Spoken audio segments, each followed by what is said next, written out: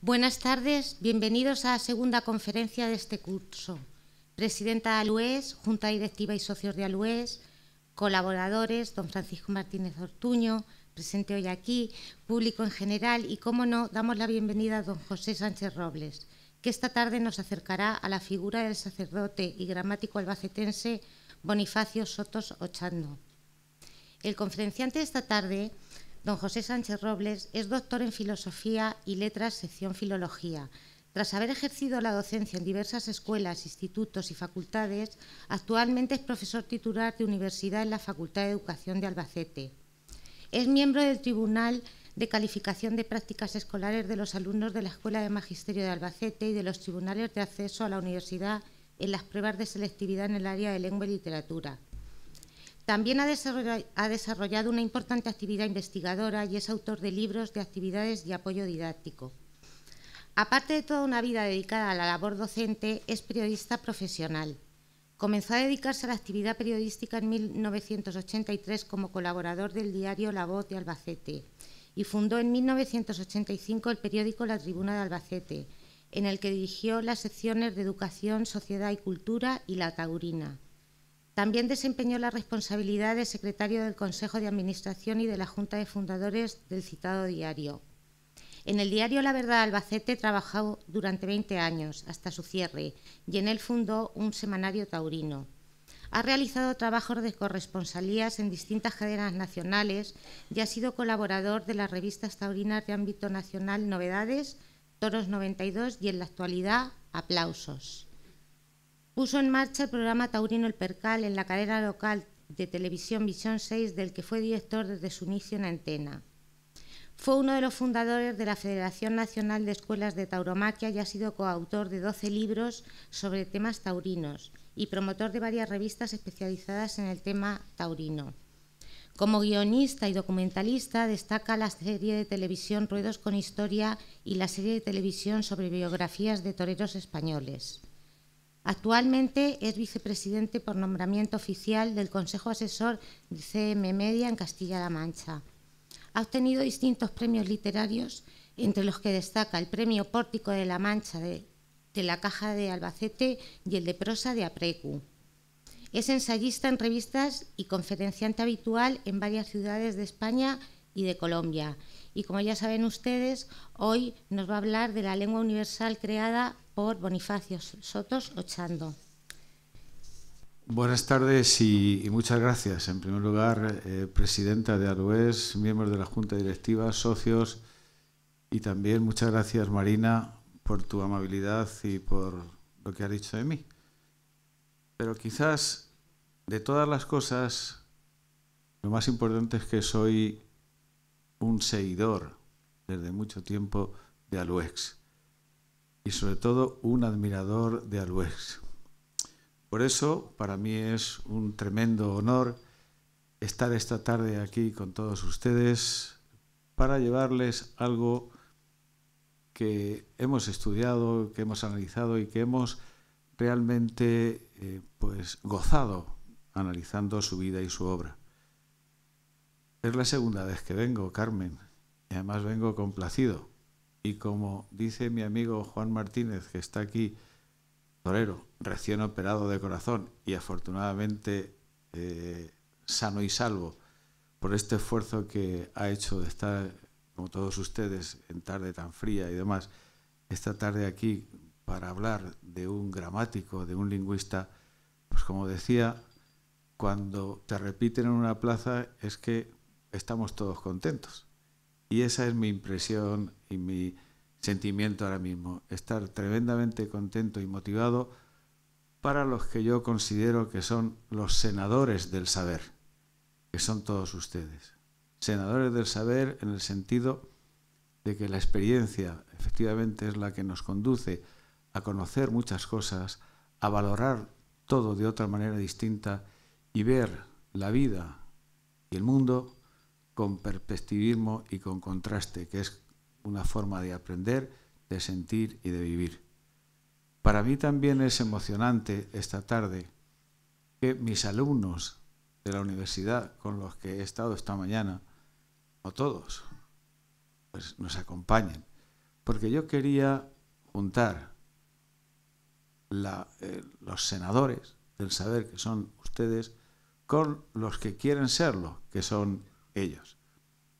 Podríamos haber llenado el salón, porque como siempre nos han hecho, pues para mañana un trabajo y vienen todos. Y yo he dicho, voy a dar una conferencia de la que me siento extremadamente agradecido, y el que quiera ir que vaya, pero no hay ni trabajo ni nada. Es decir, que están aquí libremente. Y para mí entonces es una satisfacción. Bueno, hecha esta salvedad y contando con tantos buenos amigos que veo por aquí, yo les voy a hablar de Bonifacio Sotos Ochando y de lo que significa la lengua y lo que significa también el mito de la Torre de Babel. Y voy a empezar con una frase, una afirmación de Azorín, que en su libro recogido por José S. Serna, Albacete siempre, decía, primero hablaba de la Virgen de los Llanos y luego decía, albacetenses, tenéis la más hermosa de las cualidades, la de creer que no sois nada cuando en realidad sois todo. Y esta idea y esta frase y esta afirmación, de la que estoy absolutamente de acuerdo, me conduce a hablarles de Bonifacio Sotos.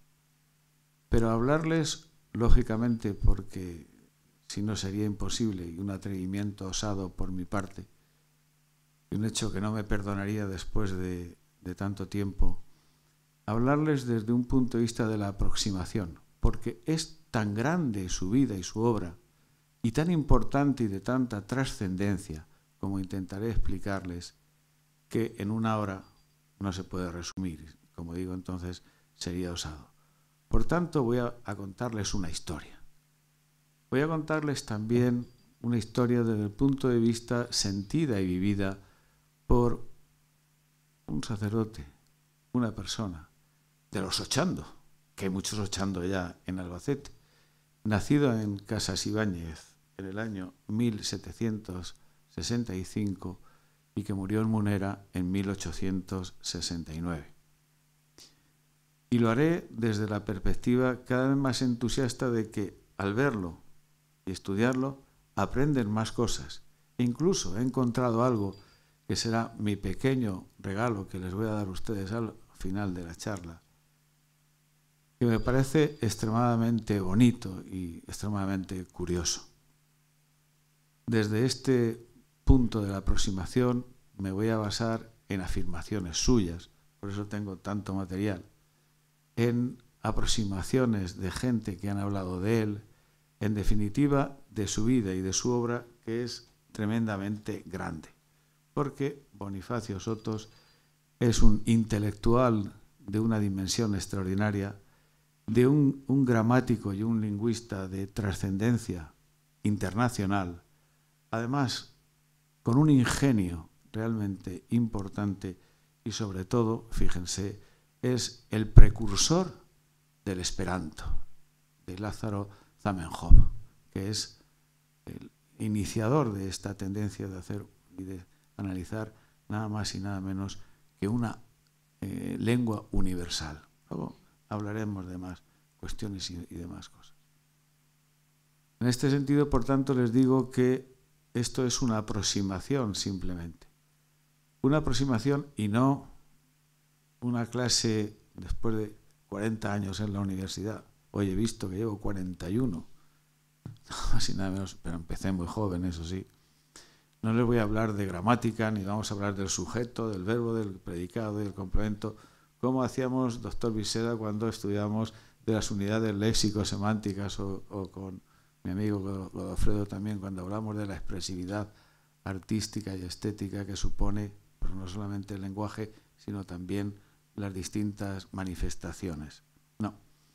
Les voy a hacer una aproximación y les voy a decir un poco cuál es mi impresión de la trascendencia de este hombre. Y luego ustedes, con ese saber de senadores, que es evidente, pues le darán la trascendencia que tienen. Si yo consigo este objetivo, esta tarde será inmensamente feliz para mí. Bueno, y sin más dilación empiezo. Fíjense, y para que no se me olvide, les voy a relatar brevemente los 12 titulazos diríamos, que tenía y que tuvo Bonifacio Soto Sochando. Profesor de Humanidades, de Filosofía y Teología. Luego vamos metiendo estas cosas, Carmelo. Vocal de la Junta Suprema de la Diputación en Murcia. Rector del Seminario de Murcia, en aquella época en la que los sacerdotes, la Iglesia y el seminario tienen una trascendencia tremenda. Diputado en Cortes por Murcia. En Francia fue nombrado catedrático de lengua española en el Colegio Real de Nantes. La Sociedad de Métodos de Enseñanza de París propone su método, del que les voy a hablar, como el que hay que utilizar, como el prototipo que hay que utilizar en Francia, en las universidades y en todos los colegios.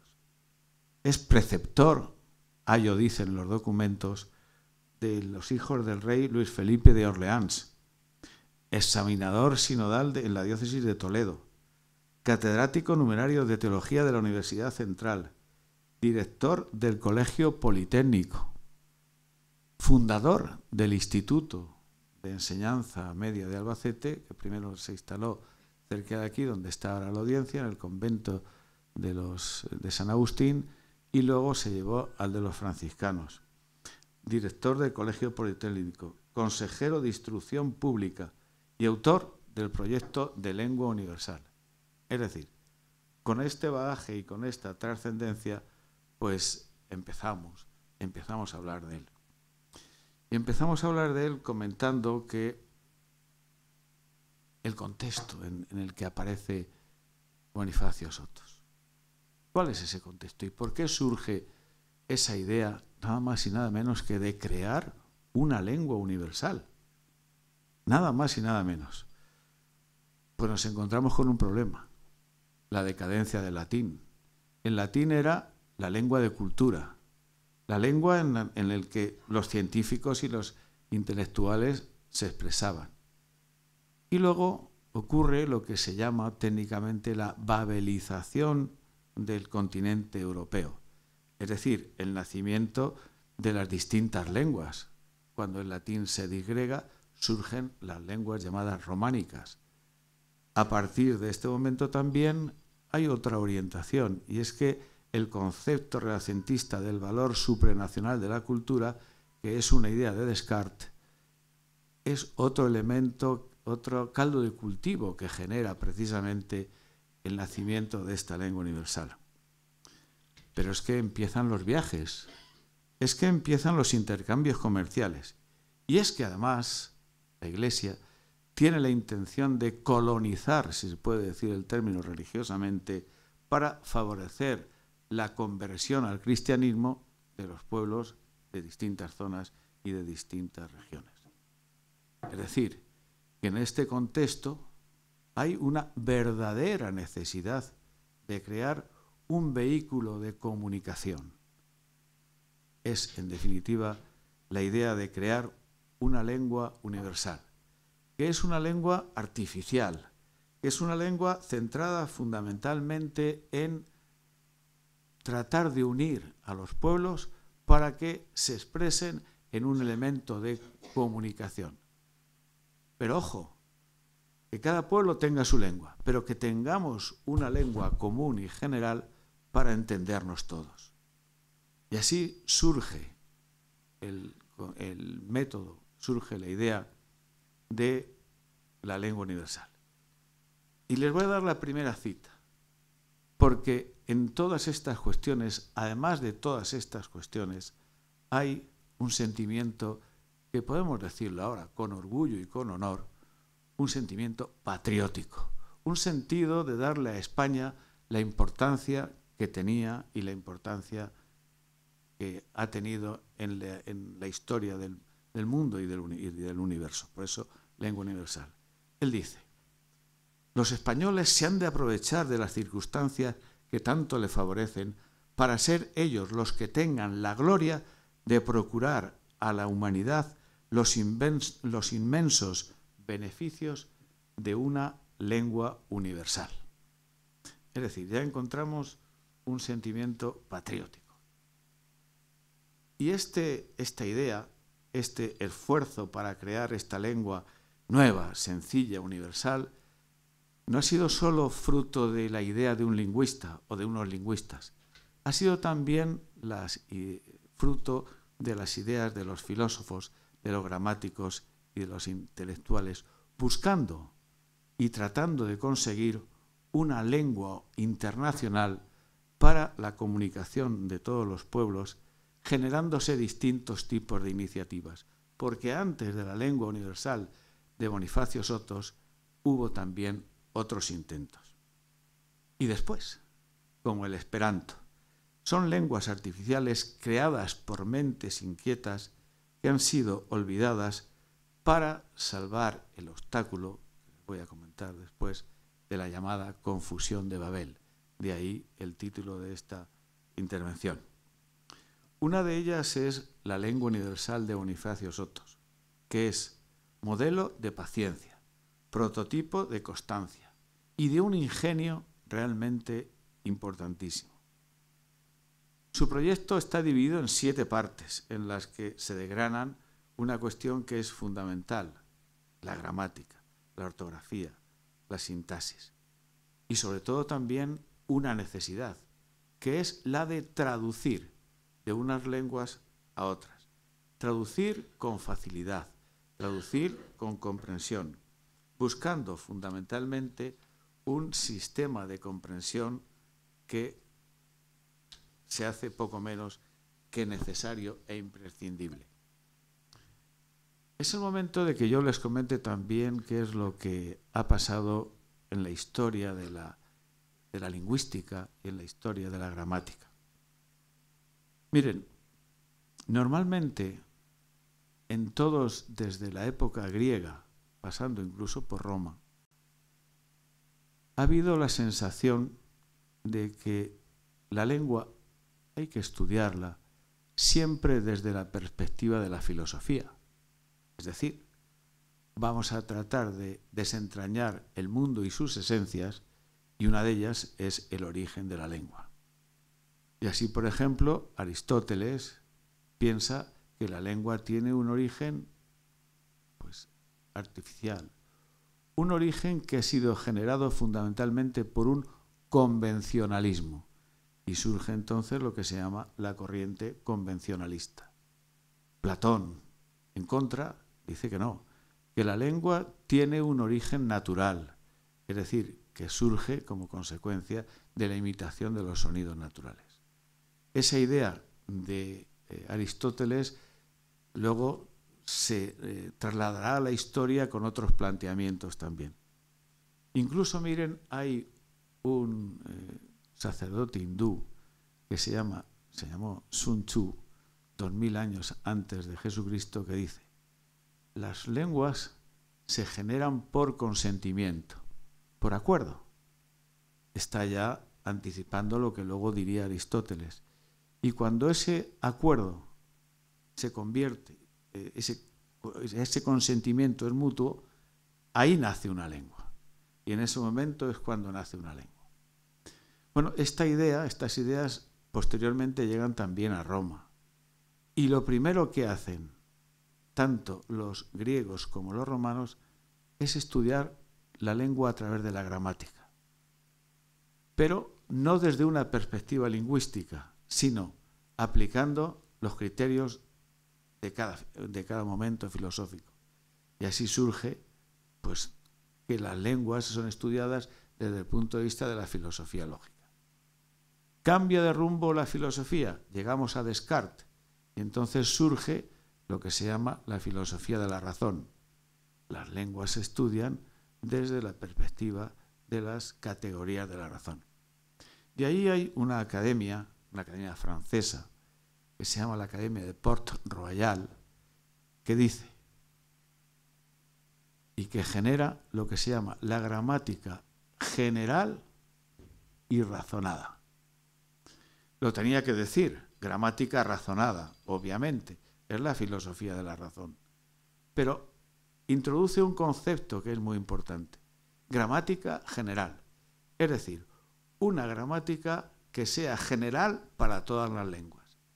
Y ese es un concepto que posteriormente aparece también en nuestro protagonista de la tarde de hoy. Bueno, pues Bonifacio Sotos desarrolla una gramática basada en la lógica, basada también en unos planteamientos del racionalismo, ya verán luego en qué trasciende esto, y Sotos incluso desarrolla esta gramática, un alfabeto, un diccionario, y ya verán una cartilla para aprender francés sin maestro, dice.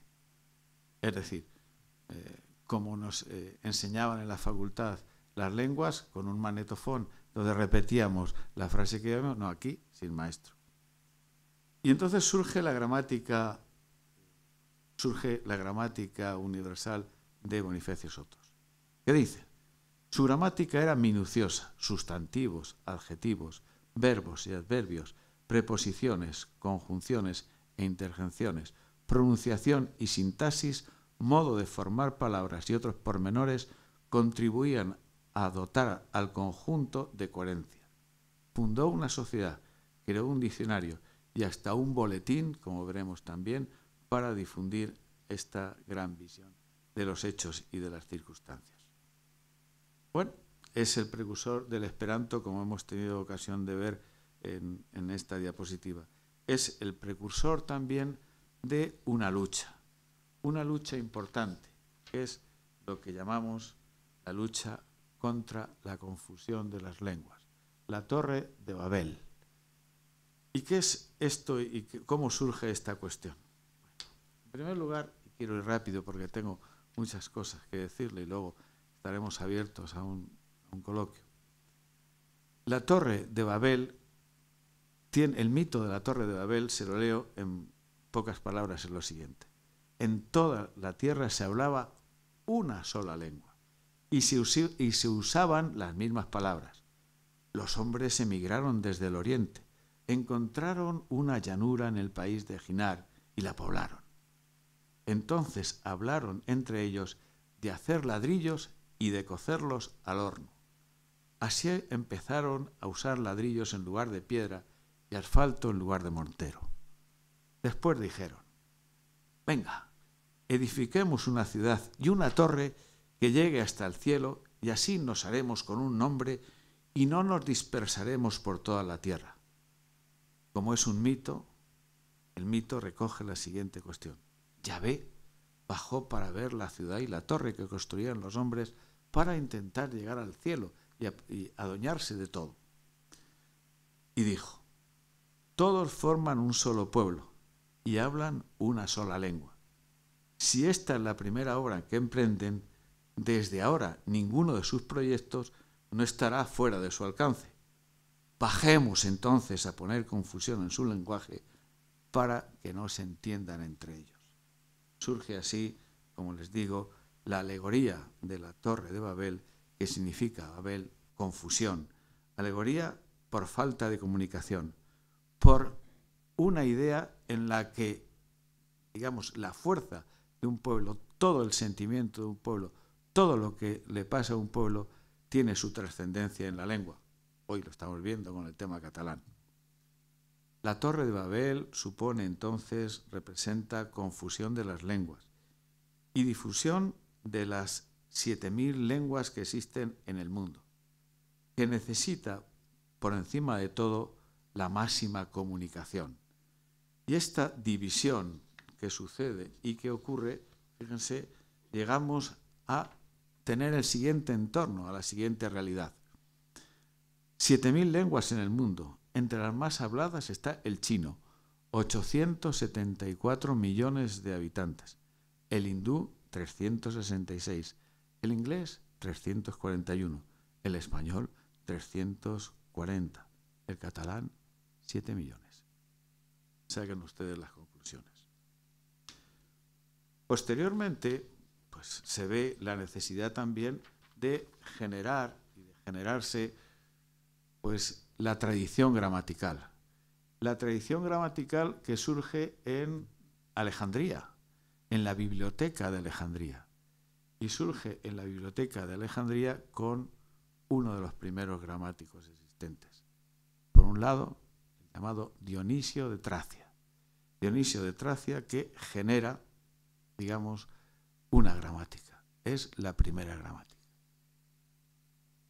Después los latinos cogen esta misma tradición y hacen su propia gramática. Y luego, como del latín vulgar, del latín que llegan y que lleva a España con los soldados, es el latín vulgar, no el latín culto, y se generan todas las lenguas románicas, y en España en concreto las lenguas romances, a partir de ese momento, pues surge en España la necesidad de que haya una gramática. Y es entonces la gramática en 1492 de Elio Antonio de Nebrija, que es la primera gramática al estilo, a la forma y a la manera de la de los romanos. Luego entonces aquí tenemos una tradición gramatical importante. Esa tradición gramatical importante, si la unimos a la línea que antes les comentaba de la gramática general, encontramos ya el camino abierto, el camino cubierto para llegar a lo que constituye fundamentalmente pues la gramática universal y la lengua universal de nuestro principal protagonista, Bonifacio Sotos. Nacido el 5 de junio, como les decía, de 1785 en Casas Ibáñez. Nacido en el seno de una familia de hidalgos. Su padre era capitán de infantería y el abuelo por parte materno tenía un puesto importante en el Santo Oficio de la Inquisición de Murcia.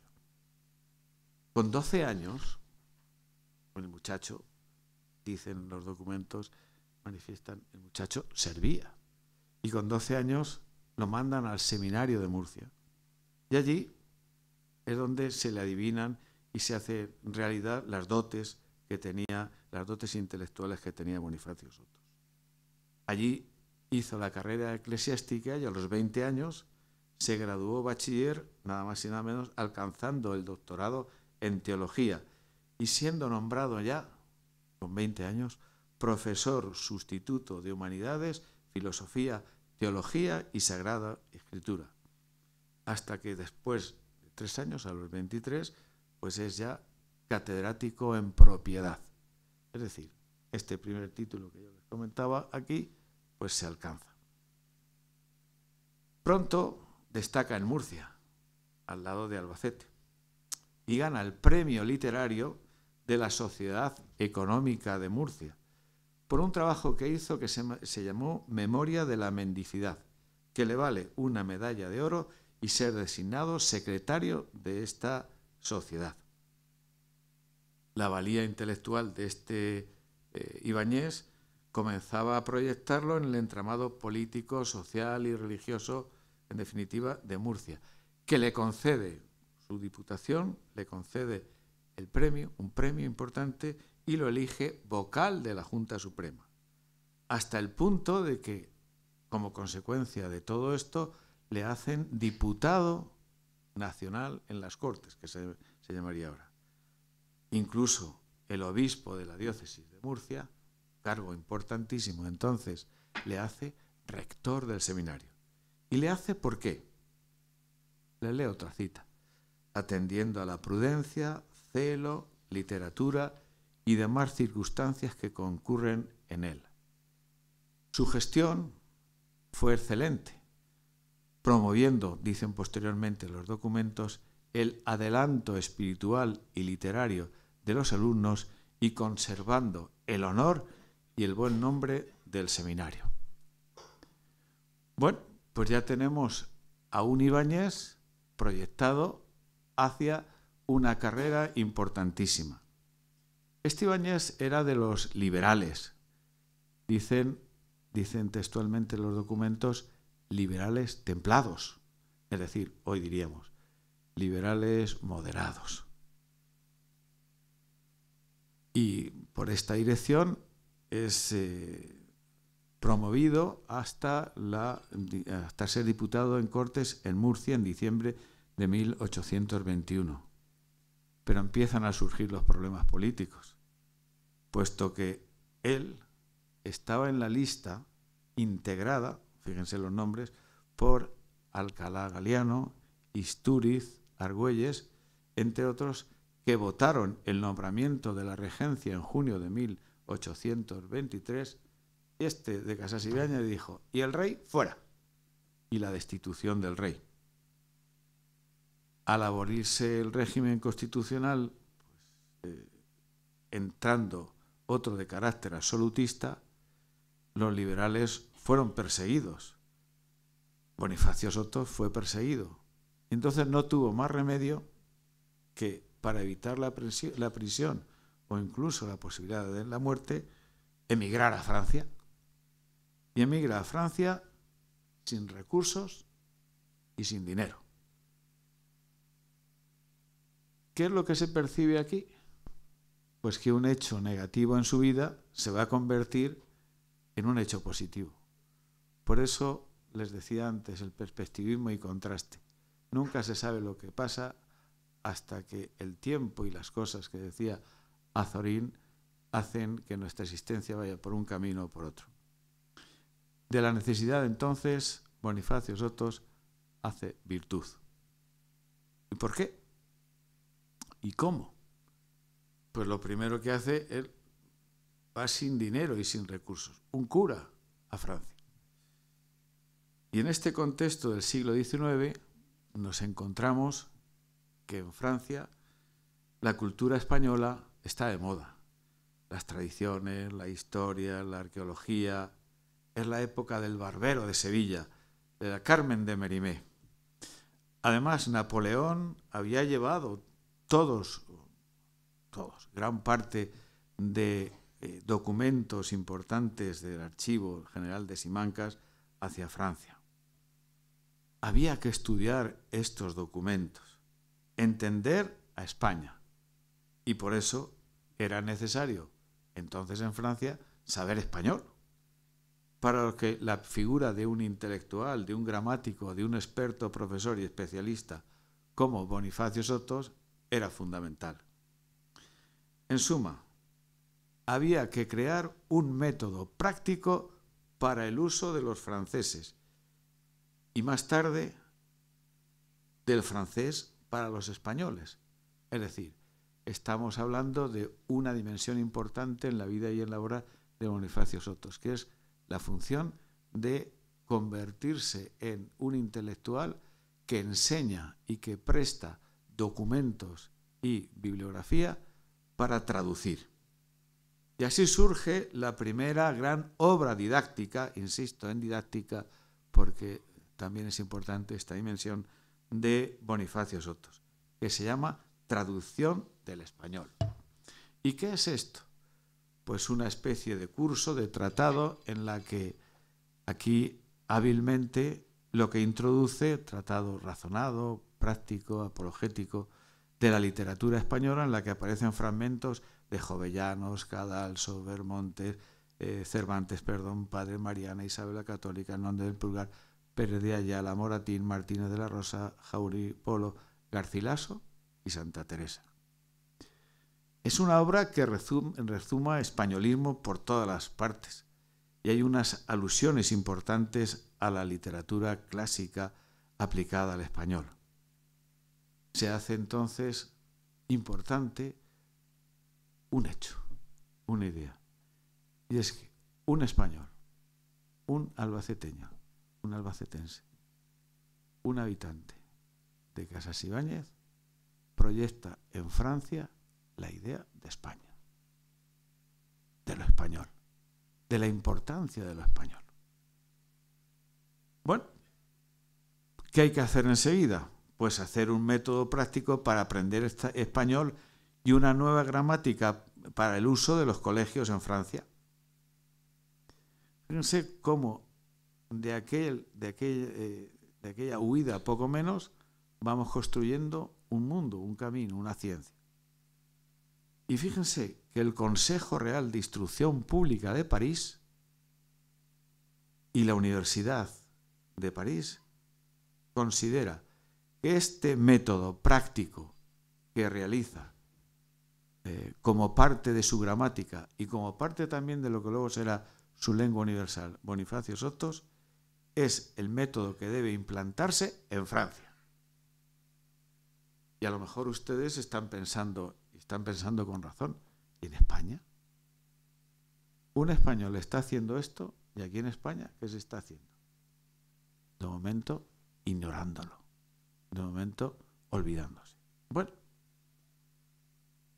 por el éxito de estas obras, el gobierno francés lo nombra catedrático de lengua española. No el gobierno español, sino el gobierno francés. En el Colegio Real de Nantes. Y su éxito es reconocido por la Sociedad de Métodos de Enseñanza de París, que en junta extraordinaria propone el método de Sotos como modelo para seguirse en toda Francia en la enseñanza de los idiomas. Y el Consejo, el ministro de Instrucción Pública, envía a todos los rectores de las universidades la gramática de Bonifacio Sotos para el uso de los franceses. Bueno, ya me dirán si no se está haciendo realidad esta idea que les decía de que la vida y la obra de este sacerdote, de este albacetense, tiene una trascendencia internacional. Bueno, pero Bonifacio tiene ganas de volver a España, siente añoranza de España. ¿Pero qué ocurre? Aquí está todavía el absolutismo de Fernando VII. Los liberales no pueden venir. Y entonces busca una manera, hace un plan, porque Bonifacio, ya verán, tiene también unos planteamientos ingeniosos en sus planes para venir a España, para repatriarse en suma, escondiéndose. Pero no. ¿Qué ocurre? Que el rey de Francia, ojo, Luis Felipe, dice, este señor no se va a Francia. Este señor va a ser el preceptor de mis hijos. El ayo, como les decía antes, de mis hijos. El duque de Orleans, la princesa María Cristina, el príncipe Joinville, el duque de Nemours y la princesa Clementina. El rey encantado. Sus hijos mucho más. Le riegan de regalos a todas horas. Le piden que no se vaya. Pero él echa de menos a España. Y en este tiempo, ¿qué hace? Ser el preceptor de los hijos del rey y escribir libros didácticos de su especialidad, ahora enseñando el francés, o enseñando cómo aprender francés para los españoles. Y aparece entonces un libro que se llama Pronunciación del francés sin maestro. Era él. Su biógrafo, Vaquero Almansa, lo tenemos por aquí también, dice que su vuelta a España en 1841 fue casi una ovación. Y aquí comienza, nada más llegar, pues claro, ya se dan cuenta de esta trascendencia. No existen los medios de comunicación de ahora, no existe la información de la actualidad, pero lo que sí se ve y lo que sí se sabe es la trascendencia que ha tenido en Francia nuestro Bonifacio Sotos. El arzobispo de Toledo, como era sacerdote, Bonifacio le nombra examinador sinodal de la diócesis. El gobierno de España lo quiere hacer arzobispo, pero Sotos no acepta, dirigiendo su actividad entonces a crear, como les decía antes, a ser uno de los promotores del Instituto de Enseñanza de Albacete. En 1845 es nombrado catedrático numerario de Teología de la Universidad Central, cargo que cesó 9 años más tarde, percibiendo hasta su muerte, aquí ya empiezan a darle algo, según tengo sacado en los documentos, son traducción literal, 19.200 reales, acreditándole además más de 48 años de servicio. En 1851 es nombrado director del Colegio Politécnico con un sueldo de 24.000 reales, habitación y mesa, dice el texto. El duque de Veragua le comunicó este nombramiento.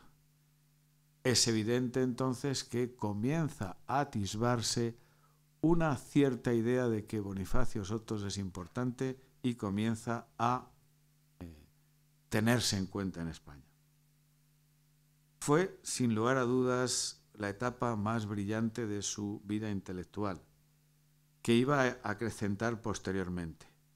Y como dice, le cito textualmente, Vaquero Almansa, una gloria de los grandes inventos. ¿Cuándo? Atención, y lo digo aquí, senador del saber. Cuando con 70 años comienza a plantearse el proyecto de hacer una lengua universal. ¿Y cómo surge este proyecto? ¿De quién fue iniciativa? Pues les voy a hacer también una lectura. Dice, paseando una tarde con don José Ariza y José del Grado, uno de ellos comentó las ventajas que tendría un idioma escrito de uso universal entre las personas cultas. Los tres acordaron hacer un proyecto, pero Bonifacio Sotos, que ya llevaba mucho tiempo pensando esta idea y trabajando en ella, a los pocos días presentó el suyo, no solo para una lengua escrita, como decían, sino también escrita y hablada. Enseguida apareció la noticia en los periódicos y fueron Rafael Pérez, que había sido ministro de la Gobernación en 1836, y el brigadier Mariano Pérez de los Cobos, quienes más le animaron y apoyaron para que continuara este proyecto. Y comienza entonces su proyección. El Heraldo, periódico madrileño, publica 5 artículos explicando el proyecto y sus ventajas. Pero claro, esto era una complicación importante. Esto debía tener un refrendo. Y Bonifacio, también lo tengo documentado pues, en los escritos suyos y en algunas de sus obras, Vaquero Almansa, era un hombre precavido. Entonces dice,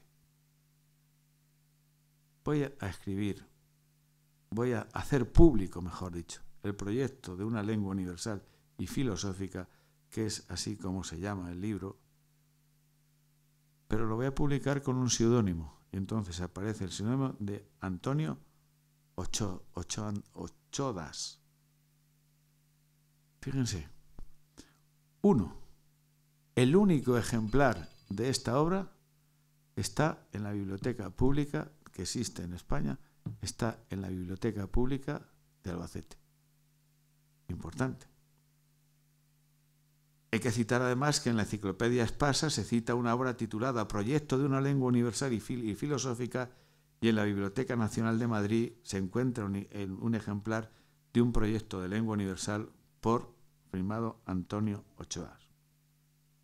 Bueno, también tengo que decir, porque es de justicia hacerlo, que las investigaciones que se han hecho en Albacete, y ahora finalmente les propondré algo sobre la vida y la obra de Bonifacio Sotos, tienen la firma de su biógrafo, Vaquero Almansa, y también la de un magnífico investigador, que es Francisco Fuster Ruiz, que fue archivero del Archivo Provincial de Albacete y dejó una serie de documentos sobre bibliografía, etcétera, encontrado de nuestro autor. Bueno, surge una lengua universal, surge un cuadro sinóptico, que es otro libro, del ensayo de la lengua universal para conocer el significado de las palabras por el orden alfabético de las letras, y surge también un diccionario. En definitiva, estamos hablando de una lengua lógica inventada, artificial, que es preciso aprenderla de memoria. Una dificultad. Y para comprender mejor esta cuestión, y yo tengo que agradecer también que esta tarde Carmela nos acompañe una vez más, que es una magnífica compañera en muchos proyectos que hemos hecho, hemos sacado todo este PowerPoint, Fíjense, un ejemplo. ¿Cómo se dice en lenguaje bonifaciano, en la lengua universal de Bonifacio Soto, la palabra república? Pues es la palabra arpafe. ¿Qué hace? Luego se lo explicaré cuando hablemos de la gramática, brevemente y de pasada. ¿Qué hace? Pues que coge las primeras letras y dice, la A expresa algo que es material, la R expresa que es algo geográfico, la P expone que es algo civil, la A expone que es cosa de nación y la F que precisa que se trata de república. No digan que no es ingenioso hacer esto y complicado de aprender. Luego veremos qué repercusiones tiene esto y esta circunstancia. ¿Y cuáles son los objetivos de su proyecto? Primero, influir en la humanidad cooperando a estrechar más sus fracciones diferentes.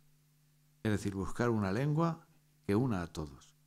Favorecer la civilización verdadera contribuyendo a hacer menos frecuentes los choques violentos entre las naciones. Favorecer y facilitar la propagación del catolicismo y aplicar el nuevo idioma pues a actividades como la diplomacia, el telégrafo, el comercio, los viajes y las ciencias. ¿Y para qué? Y esto es una de las cuestiones que yo tengo aquí destacado con mayúscula, el para qué. Para que la nueva lengua favorezca la nueva libertad e impulsos nuevos a la razón y mayor extensión y exactitud a las ciencias que son sus frutos. Es decir, fíjense qué ideales, qué objetivos tan importantes, qué objetivos tan imprescindibles en un mundo, su época, pero también en un mundo como la actualidad. Comienza una nueva fase en el proceso que sigue Bonifacio Sotos.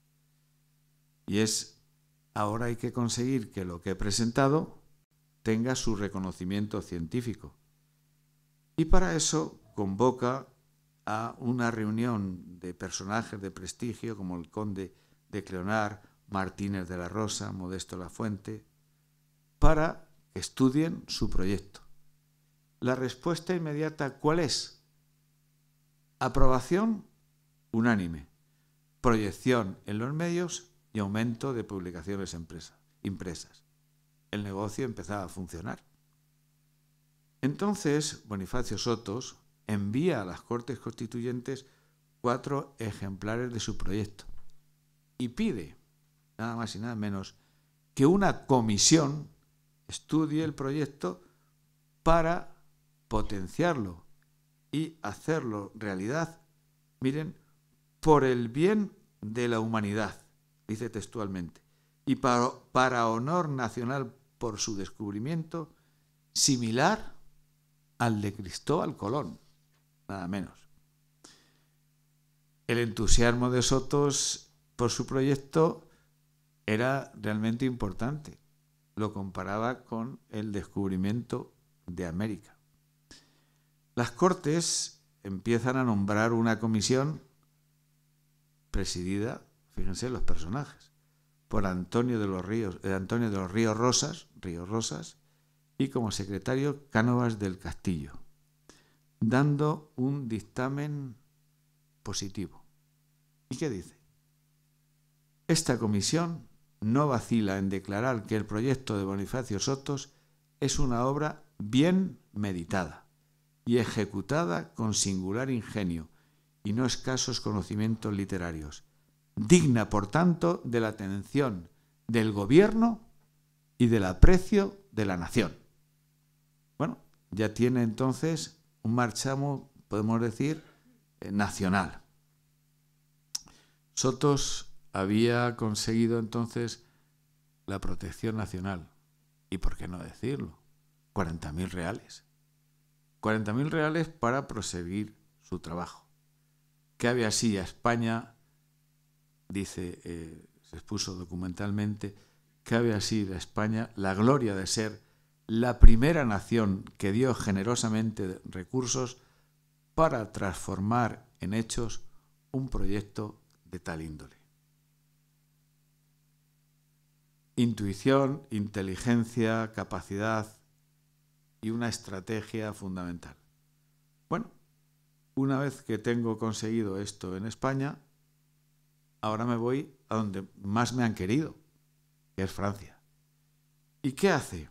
Pues con la subvención que le dan, se marcha a París a presentar su obra en la Sociedad Lingüística. Estaba presidida por importantes lingüistas franceses, gramáticos franceses.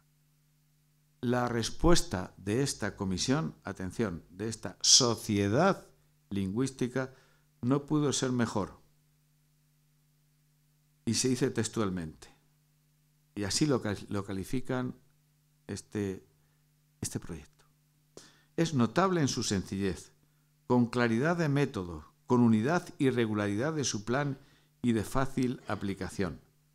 Satisface, en nuestra opinión, las condiciones que deben exigirse a una lengua universal, porque si no es perfecto, como es imposible que nada sea perfecto, es fácil introducir algunas modificaciones que se consideren necesarias, algunas de las cuales exponemos. Bueno, el proyecto de gramática se presenta, dicen, con cualidades excepcionales, pues el señor Sotos, mucho más sabio de lo que él cree, trata las cuestiones gramaticales más arduas con una superioridad que todo el mundo deberá reconocer, así como la ciencia y la profundidad de las disertaciones que presenta con este motivo, entre las cuales destacamos particularmente su teoría sobre el verbo.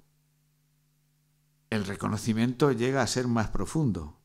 Veamos lo que dicen posteriormente.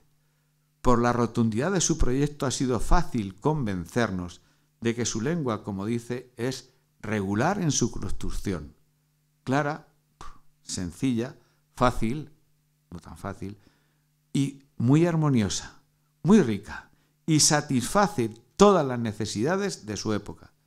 Es esencialmente analítica, pues el nombre de cada objeto contiene su definición y, como no podía ser de otra manera, esencialmente filosófica.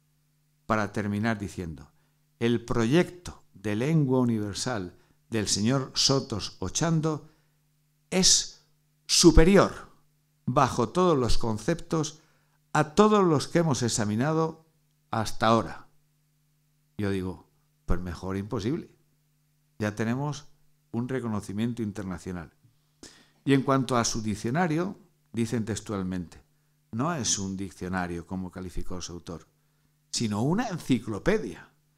Enciclopedia de todos los conocimientos humanos, coordinados lógicamente y con rigor.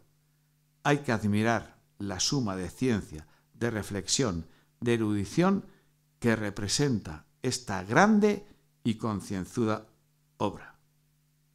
La prensa francesa, de manera inmediata, después de todos estos reconocimientos, se hace eco enseguida. La fama científica internacional de este albacetense de Casas Ibáñez es tremenda.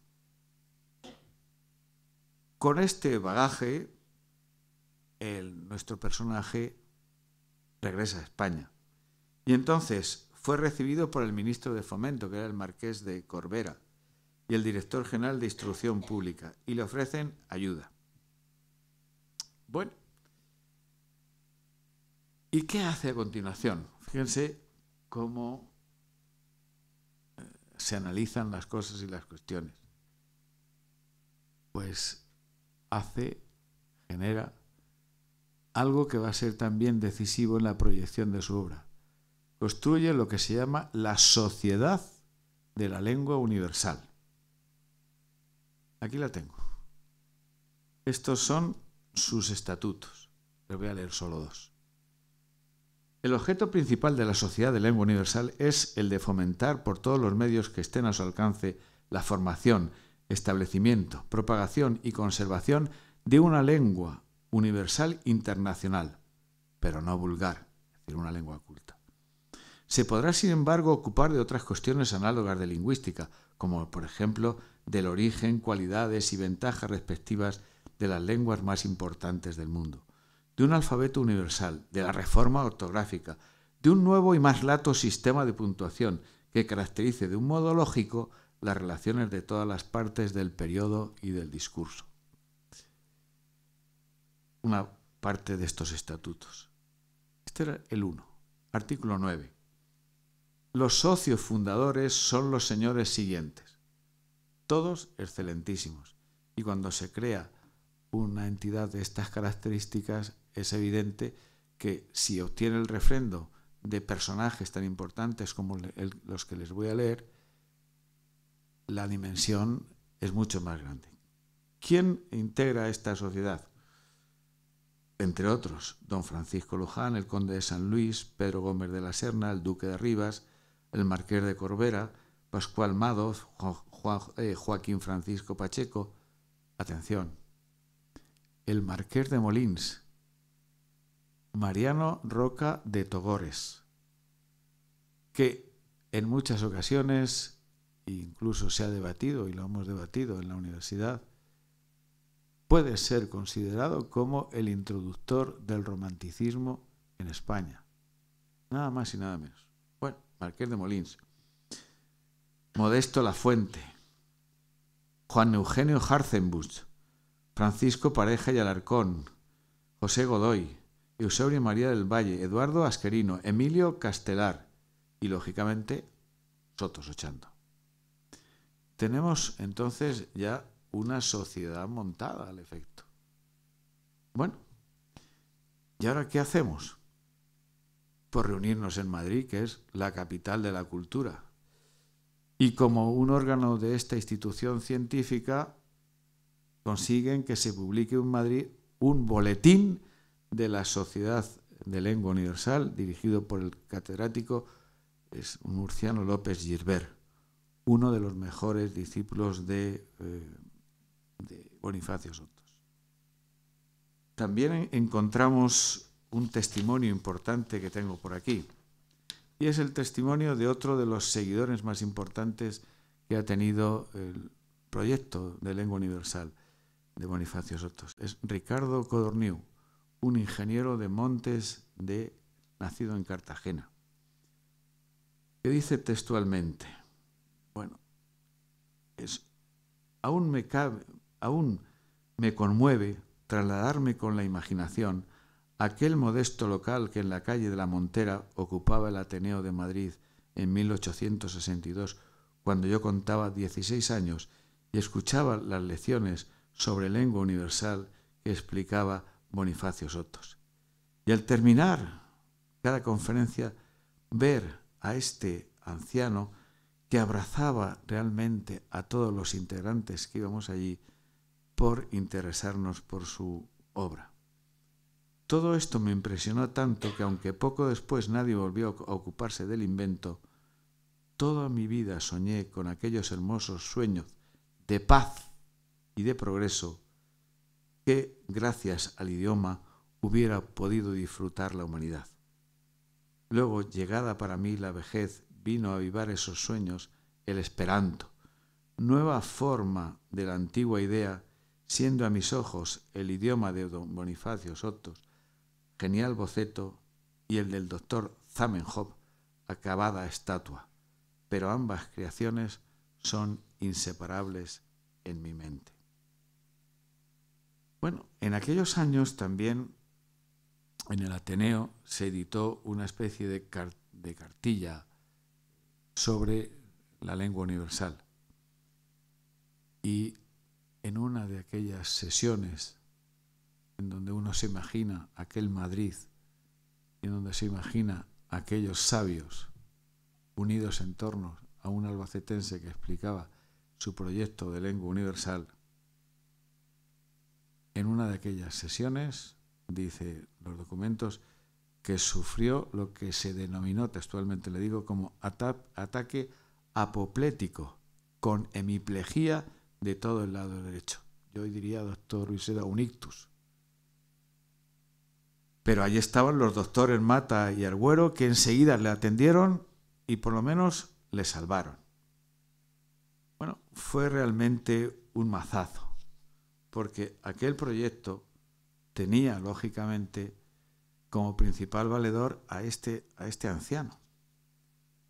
Y como consecuencia de esto, pues, lógicamente, aquello quedó poco a poco en un sentido de disminución, lamentablemente. Porque nadie lo apoyó, y ahora veremos, nadie lo apoyó más. Y porque es otra de las ideas que tengo yo, que por qué no este proyecto fue más adelante, comenzó con 70 años. Quizás en su juventud habría tenido más tiempo.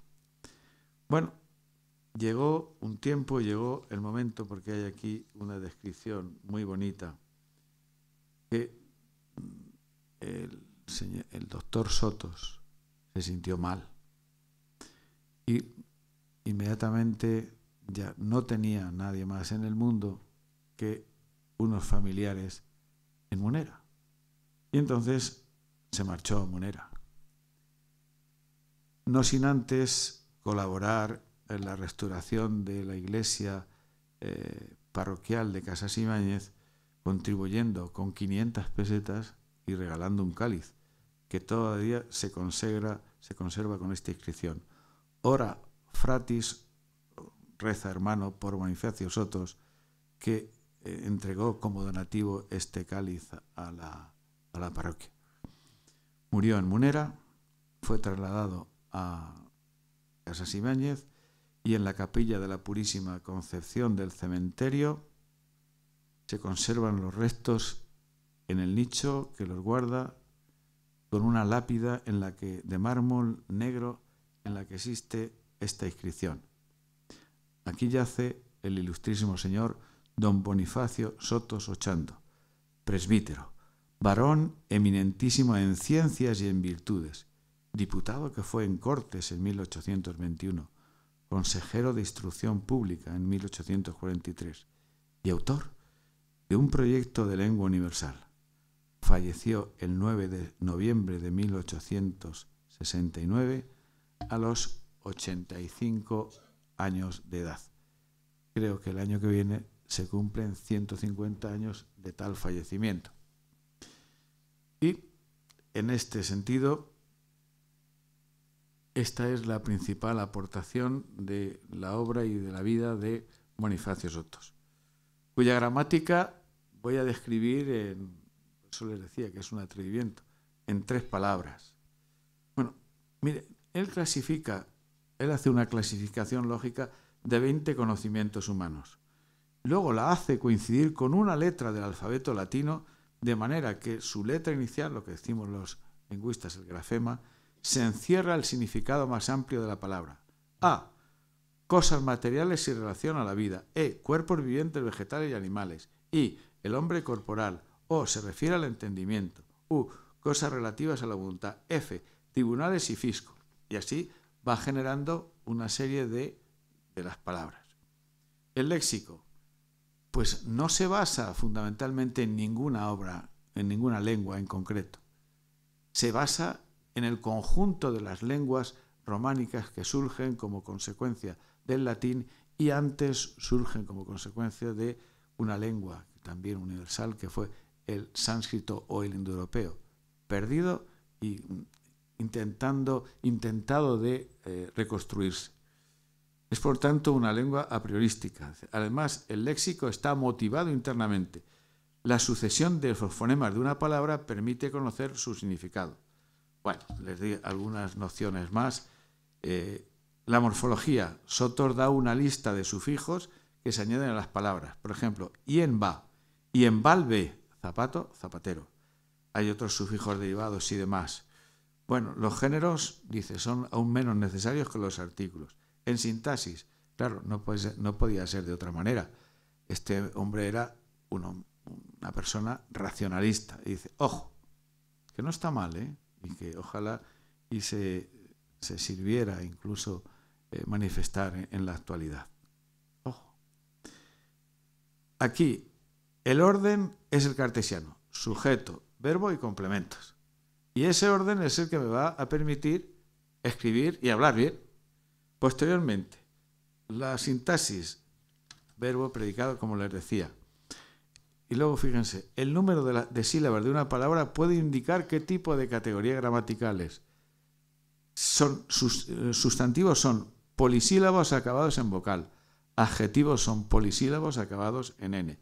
Es decir, la declinación latina que se pierde cuando pasa del latín vulgar al español, se pierden los casos. ¿Cuáles son los inconvenientes? ¿Cuál es el inconveniente de esta gramática, de esta lengua universal? Porque pueden ustedes preguntar esto. ¿Por qué esta lengua universal no triunfa? Porque es una lengua universal muy difícil. Es una lengua universal que es un proyecto elitista, dirigido a intelectuales, a minorías. Y la lengua es el uso. Y el uso, como decía aquel filósofo sacerdote chino que les decía, es el uso habitual, el uso de la calle, porque el que manda en la lengua es el hablante. Y la lengua se genera con el paso del tiempo a través de los hablantes. Y una lengua es lo que es por los hablantes. Y esta lengua no caló, digamos, en el pueblo. Era un proyecto magnífico, un proyecto esencial, un proyecto que no fue suficientemente valorado. Y aquí les voy a leer un artículo que aparece de Concepción Arenal, abogada, periodista y escritora, que aparece publicado en el... Qué bonitos eran los nombres de los periódicos anteriormente. El Liberal de la Mañana. El 30 de julio de 1857 dice lo siguiente. El señor Sotos, proscrito, halló hospitalidad. Pensador, ha hallado justicia en esa Francia que en las grandes cuestiones merece siempre bien de la humanidad. El señor Sotos ha pronunciado sobre la lengua universal el fiat lux, y la lengua universal será. No hay mérito alguno, dice en su idea Bonifacio Sotos, pero es grande, muy grande. Dice, alguna nulidad petulante quizás no le haya hecho el caso necesario, pero hay que conocer y que saber, y lo dictamina aquí una serie de versos importantes, dice, y porque más lo apreciarás, ojalá tú lo probaras antes que yo lo dijera. Con un ataque furibundo a lo que constituye, digamos, el establishment de la lingüística y de la gramática entonces. Dice, en fin, como hace 2 meses que se ha publicado en la Gaceta el informe de la Comisión de la Sociedad Lingüística de París, que les he comentado, sin que la Academia de la Lengua Española, de la que es miembro el señor Menéndez Pidal, se haya, dice, proponido, decir esta boca es mía, y sin que el célebre descubridor de la fosforita haga ningún preámbulo ni tome la iniciativa en nada que tenga relación con la lengua universal. Hemos tomado la pluma para hacer esta pregunta. ¿Dejaremos salir al señor Sotos de España como Génova dejó salir a Colón? Ay del pueblo cuyos más ilustres hijos tienen que salir de la patria para no ser extranjeros. Y un acercamiento de entonces de Concepción Arenal a estos que son mis alumnos, también los jóvenes. Una llamada a la juventud. Esta juventud, espero, se asociará a la grande obra del señor Sotos. No consentirá que vaya a buscar auxiliares de tierra extraña, ni que al dejar la propia le dirija esta triste mirada de hombre superior desconocido que debe caer sobre un pueblo como una terrible maldición. Sotos, Bonifacio Sotos, en definitiva, es lo que Sócrates dijo en una ocasión. No merece la pena vivir sin examinarse. Se examinó continuamente. El poder del entusiasmo nos hace infinitos, pienso yo. Dijo Aristóteles, la esperanza, es un sueño despierto. José Martí, el poeta cubano, la sencillez es la grandeza. Henry Adams, un maestro afecta a la eternidad. solo se puede decir dónde para su influencia en ese sentido. Y Kant dijo un día: vive tu vida como si todos tus actos se convirtieran en una ley universal.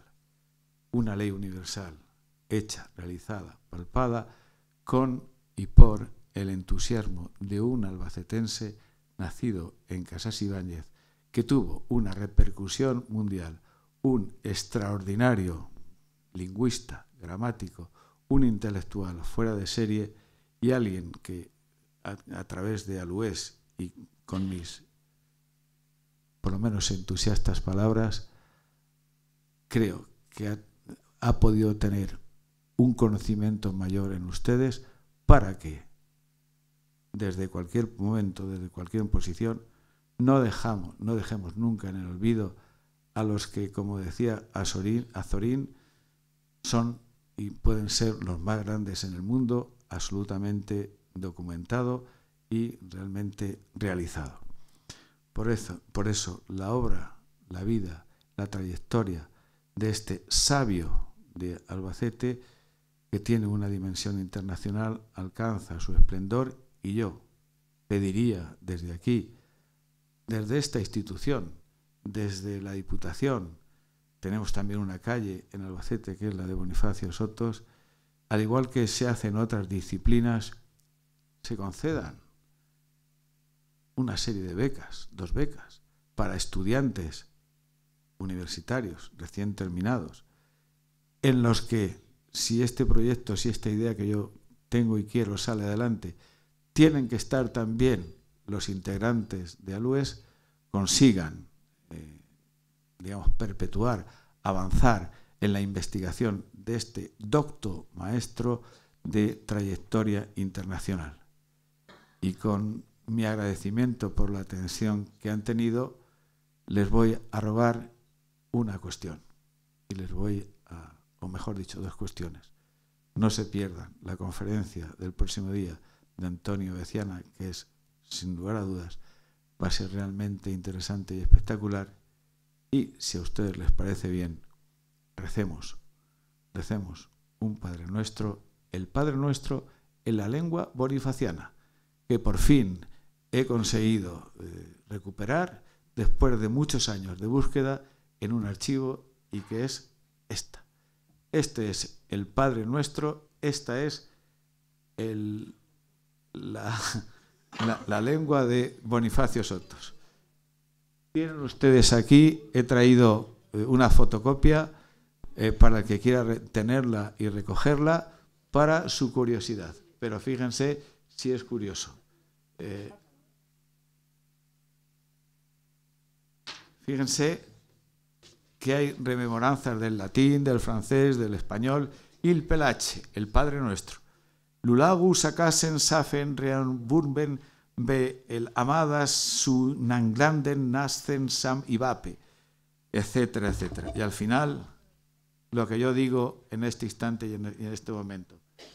Gracias por su atención y Ogufak, que es amén. Muchas gracias. Muchas gracias, José. Bueno, hoy no saldremos hablando bonifaciano, pero ha sido muy interesante la conferencia y el tema también tiene mucho interés para el debate. ¿Hay alguna pregunta o alguien quiere empezar a hablar de...? Hay una cosa que está clara, una cosa es la lengua materna y otra cosa es la lengua aprendida. La lengua natural y la lengua artificial. Sí, exactamente. La lengua materna va más por el sentimiento y la lengua aprendida es más para comunicarnos, para establecer comunicación entre personas que no tenemos la misma lengua. Efectivamente, decía Amado Alonso, la lengua es intangible pero no inalterable. Los hablantes hacen la lengua sin que se den cuenta de los cambios ni de las modificaciones. El hablante es el dueño de su lengua. ¿Y por qué, por ejemplo, otra cuestión curiosa, y por qué, por ejemplo, decimos anduve, hay que decir anduve en lugar de andé? Pues porque lo ha querido el hablante. ¿Por qué el niño dice pono en lugar de pongo? Porque lo ha querido el hablante. ¿Y saben lo que hizo Bonifacio Sotos? Nada de irregularidades. Todos los verbos son regulares y así no se equivoca. Si no preguntan, hacemos un comentario de texto, un análisis sintáctico de esto, ¿eh? La pega que le veo yo es que el mundo de Bonifacio solamente es Francia y España. Los países sajones quedan fuera, los países eslavos quedan fuera, los países chinos quedan fuera y los países hindúes quedan fuera. Es decir, que su mundo era limitadísimo y esta propuesta era una propuesta loca, además de la dificultad que tiene y aparte el elevado ingenio que demuestra. Era una propuesta loca porque no tenía mundo. Era mundial, pero solamente era para Francia, los países románicos. No los eslavos, no los sajones, ni los chinos, ni los indios. Sí, absolutamente de acuerdo. Era una lengua fundamentalmente basada en las raíces de las lenguas románicas. Ahora, frente a eso, imaginemos que hubiera tenido éxito, y estamos hablando ya de una parte fundamentalmente orientada a la imaginación. Si esto lo hubiera empezado 30 años antes, igual hubiera tenido una realidad mayor, porque la lengua no se sabe cómo termina ni cómo empieza. Existen las lenguas muertas. Cómo van generándose, en la clase lo comentamos muchas veces, cómo van generándose nuevos signos, o lo que sea.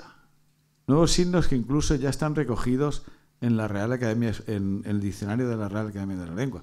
Por ejemplo, el signo guay. ¿Qué es esto de guay? Bueno,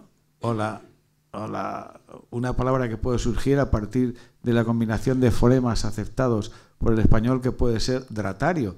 ¿Pero qué le falta a dratario? Significado. Pues imaginemos que ahora a dratario le damos un significado. Empezamos a exponerlo, todo el mundo dice dratario y al final surge dratario. Efectivamente, tiene una capacidad de influencia muy limitada. Quizás, si hubiera sido antes, hubiera sido en otra dimensión, igual hubiera tocado también, porque lo más importante de la creación de un proyecto de este tipo es el método. Y el método lo tenía. Ahora, que falta todas esas lenguas. Por eso yo creo, y en este sentido estoy de acuerdo en la orientación con usted, yo creo que es demasiado pretencioso decir lengua universal, porque en realidad no lo era. Lengua general sí. Lengua general que surge de la Academia de Port-Royal, gramática general y razonada. Es decir, una gramática general para todas las lenguas. Eso es lo que luego, posteriormente, fíjense ahora en la actualidad, y eso los alumnos lo saben muy bien, es lo que hacen los universales lingüísticos, lo que hace Abraham Noam Chomsky, el lingüista norteamericano.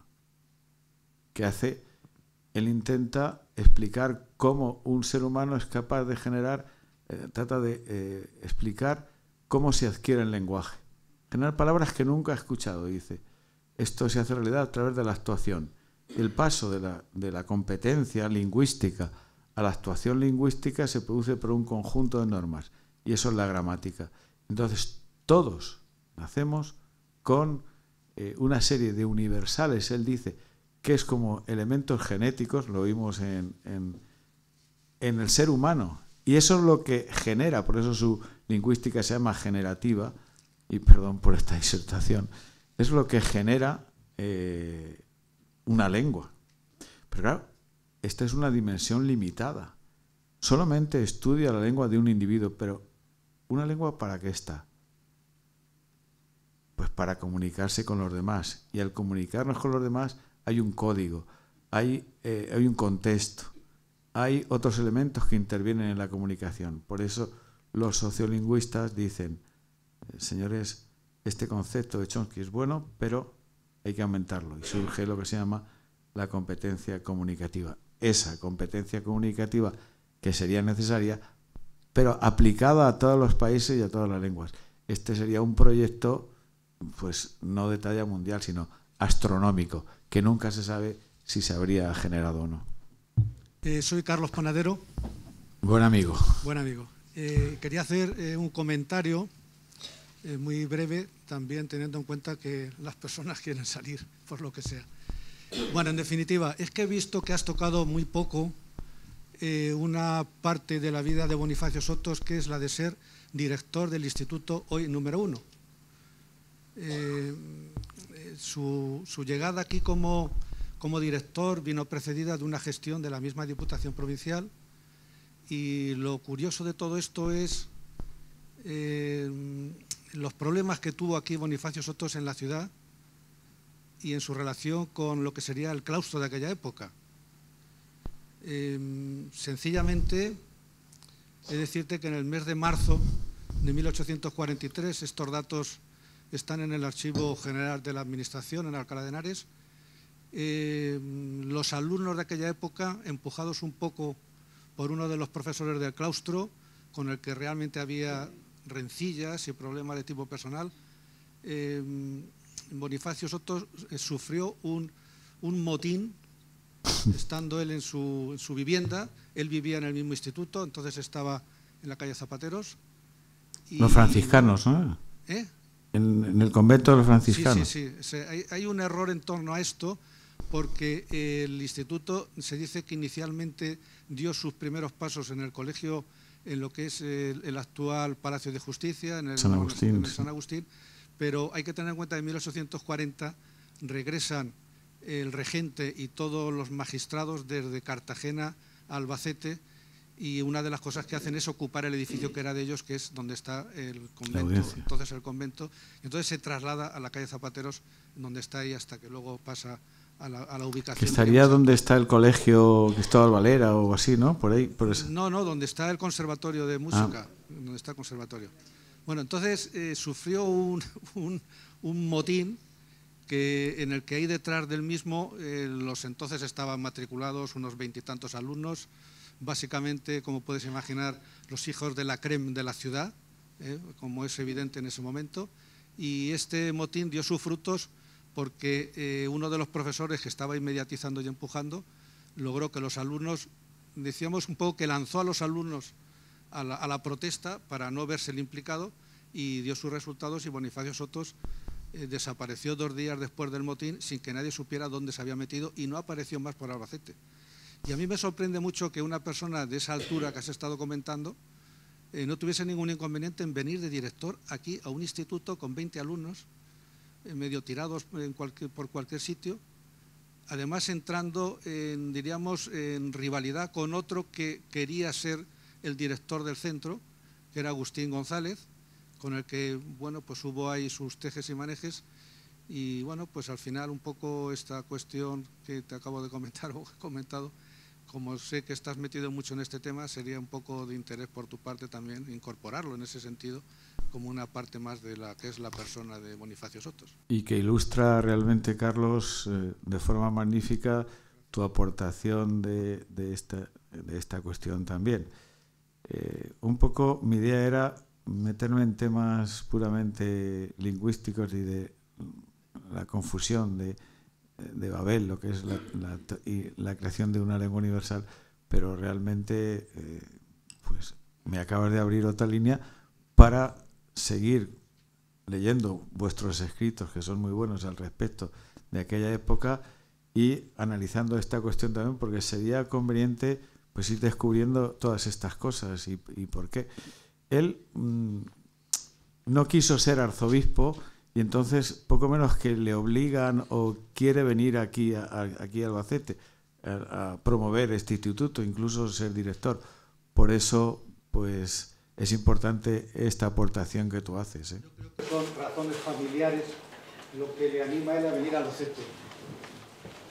Porque bueno, de estar en el extranjero, allí un poco en el exilio total, al volver a Albacete, pues en fin, de una manera muy positiva para él. Claro. Pues él en más de una ocasión lo comenta. Y lo que no esperaba él probablemente es que bueno, pues su gestión se tradujera en elementos contrarios. Bueno, es normal en muchas ocasiones tener profesores de ese tipo, ¿eh? Todos los hemos padecido. Muchas gracias. Ahora, como ya es tradicional, la presidenta Alués hará entrega de el árbol que representa Alués al conferenciante, que en esta ocasión es don José Sánchez Robles. No. Me regaña sujeta.